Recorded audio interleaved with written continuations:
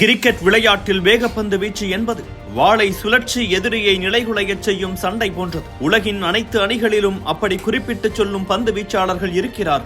அதிலும் குறிப்பாக இடது கை பந்து வீச்சாளர்கள் ரன்களை கட்டுப்படுத்துவதிலும் வேகமாக விக்கெட் எடுப்பதிலும் வல்லவர்கள். கிரிக்கெட் விளையாட்டில் பல ஆண்டுகளாக இந்தியா ஆதிக்கம் செலுத்தி வந்தாலும் நல்ல இடது கை பந்து வீச்சாளர்கள் குறைவாகவே இருக்கின்றனர். ஜஹீர் கானுக்கு பிறகு ஷார்ப்பாக பந்து வீசும் இடது கை பந்து வீச்சாளர்கள் இந்திய அணிக்கு நீண்ட காலம் கிடைக்கவே இல்லை. அந்த தேடலில் இந்திய அணி கண்டடைந்த வீரர்தான் இவர். டெத் ஓவரில் பேட்ஸ்மேன்களை மிரள விடுவதிலும் துல்லியமான யார்க்கரால் ஸ்டம்பை தகர்ப்பதிலும் வல்லவர். அவர்தான் அஷ்தீப் சிங்.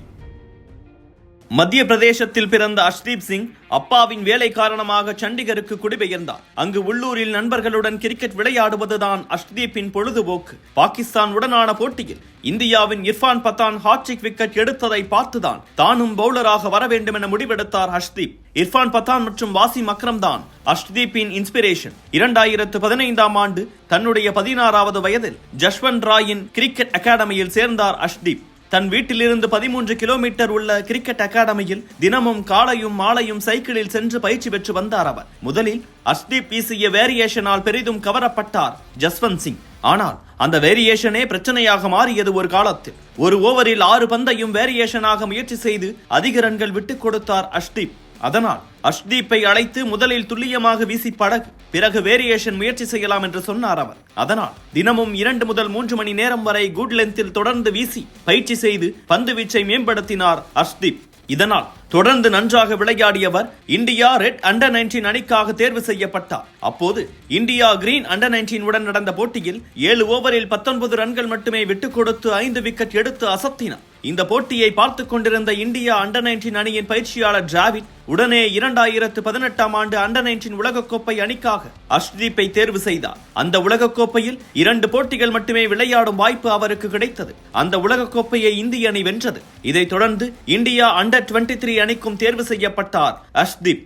தொடர்ந்து நன்றாக விளையாடி வந்தவர் கிங்ஸ் 11 பஞ்சாப் மற்றும் மும்பை இந்தியன்ஸ் அணிக்காக IPL போட்டி ட்ரையல்ஸில் பங்கேற்க அழைக்கப்பட்டார். பஞ்சாப் அணிக்காக மொஹாலியில் நடந்த ட்ரையல்ஸில் ஒரு ஓவரில் 15 ரன்கள், 10 ரன்கள், 6 ரன்கள் கட்டுப்படுத்த வேண்டும் என்று 3 சேலஞ்ச் கொடுக்கப்பட்டது. சிறப்பாக பந்து வீசி 3 சேலஞ்ச்களிலும் 9, 8, 4 ரன்கள் மட்டுமே விட்டுக் கொடுத்தார் அவர். இது பஞ்சாபின் தலைமை பயிற்சியாளராக இருந்த மைக் ஹெசனை பெரிதும் கவர்ந்தது. இதைத் தொடர்ந்து CK நாயுடு டிராபியில் பஞ்சாப் அண்டர் 23 அணிக்காக சிறப்பாக விளையாடினார். அப்போது ராஜஸ்தானுடன் நடந்த போட்டியில் ஹாட்ரிக் உடன் 10 விக்கெட் எடுத்து அசத்தினார். இந்த போட்டியில் பஞ்சாப் அணி வெற்றி பெற்றது. அந்த போட்டி முடிந்ததும் IPL ஏலத்தில் கிங்ஸ் 11 பஞ்சாப் அணிக்காக தேர்வு செய்யப்பட்ட செய்தி அஷ்தீப்புக்கு தெரிய வந்தது.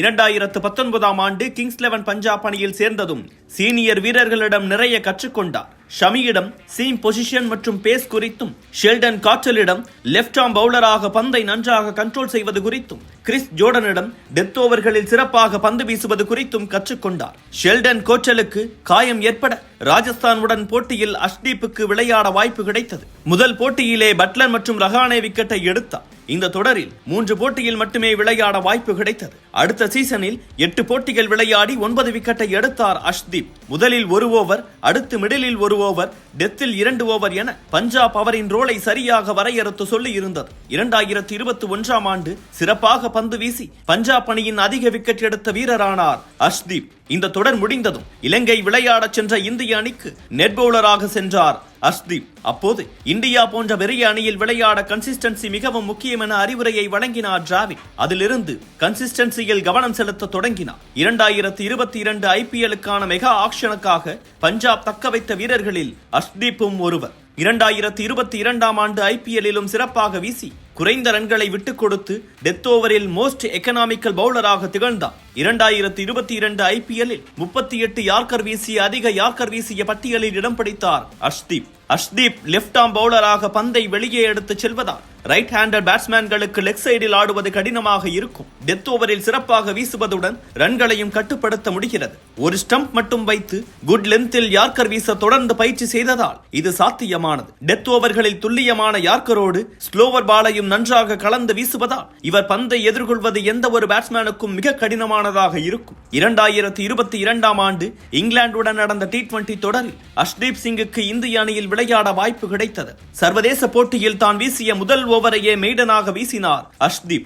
அஜித் அகார்கருக்கு பிறகு முதல் போட்டியில் முதல் ஓவரை மெய்டனாக வீசிய வீரர் இவர்தான். இந்த போட்டியில் 18 ரன்கள் மட்டுமே விட்டுக் கொடுத்து 2 விக்கெட்டை எடுத்திருந்தார். இதைத் தொடர்ந்து வெஸ்ட் இண்டீஸ் உடன் நடந்த T20 தொடரில் மொத்தமாக 7 விக்கெட் எடுத்து ஆட்டநாயகன் விருதையும் வென்றார் அஷ்தீப். அடுத்த ஆசிய கோப்பை T20 சூப்பர் 4 போட்டியை பாகிஸ்தானுடன் விளையாடியது இந்திய அணி. இந்த போட்டியில் ஆசிப் அலியின் கேட்சை தவறவிட்டார் அஷ்தீப். இந்த போட்டியில் அடுத்த 8 பந்துகளில் 16 ரன்கள் அடித்து பாகிஸ்தான் வெற்றிக்கு முக்கிய காரணமாக அமைந்தார் ஆசிப் அலி. ஆனால் இந்த போட்டியில் சிறப்பாக பந்து வீசி 3.5 ஓவரில் 27 ரன்களை விட்டுக் கொடுத்திருந்தார் அஷ்தீப். இந்த போட்டி முடிந்த பிறகு காலிஸ்தானி என இந்திய கிரிக்கெட் ரசிகர்கள் பலரும் அவருக்கு எதிராக அவதூறை பரப்பினர். அஷ்தீப்புக்கு ஆதரவாக இந்திய கிரிக்கெட் வீரர் ஹர்பஜன் சிங், பாகிஸ்தான் கிரிக்கெட் வீரர் முகமது ஹபீஸ் போன்றோர் ஆதரவு தெரிவித்தனர். ஆனால் அதிலெல்லாம் துவண்டு விடாமல் நன்றாக விளையாடி 2022 ஆண்டு உலகக்கோப்பை இந்திய அணியில் தேர்வு செய்யப்பட்டார். இதில் பாகிஸ்தான் உடனான போட்டியில் ரிஸ்வான் மற்றும் பாபர் அசாமுடன் 3 விக்கெட் எடுத்து இந்திய அணியின் வெற்றிக்கு முக்கிய காரணமாக அமைந்தார் அஷ்தீப் சிங். இந்த தொடரில் இந்தியா தோற்ற போதும் 6 போட்டியில் 10 விக்கெட் எடுத்து இந்திய அணிக்காக அதிக விக்கெட் எடுத்த வீரரானார் அவர். இதைத் தொடர்ந்து நியூசிலாந்து உடனான தொடரில் இந்திய ஒருநாள் அணியில் வாய்ப்பு கிடைத்தது. இந்த தொடரில் எந்த விக்கெட்டும் எடுக்காததால் இவர் T20 போட்டியில் மட்டுமே நன்றாக விளையாடுவார் என்ற விமர்சனம் எழுந்தது. இதைத் தொடர்ந்து 2023 ஆண்டு தென்னாப்பிரிக்காவுடன் ஒருநாள் தொடரில் தேர்வு செய்யப்பட்டார் அஷ்தீப். இதில் 3 போட்டிகளில் ஒரு 5-4 ஒரு 4-4 உடன் மொத்தமாக 10 விக்கெட் எடுத்து இந்திய வெற்றிக்கு முக்கிய காரணமாக அமைந்ததோடு தொடர் நாயகன் விருதையும் வென்று விமர்சனங்களுக்கு பதிலடி கொடுத்திருக்கிறார். இந்தியாவுக்கு எப்போதும் நல்ல லெப்ட் ஆர்ம் ஃபாஸ்ட் பவுலர் தட்டுப்பாடு இருக்கும். அந்த இடத்தை அஷ்தீப் சிங் நிரப்புவார் என எதிர்பார்க்கலாம்.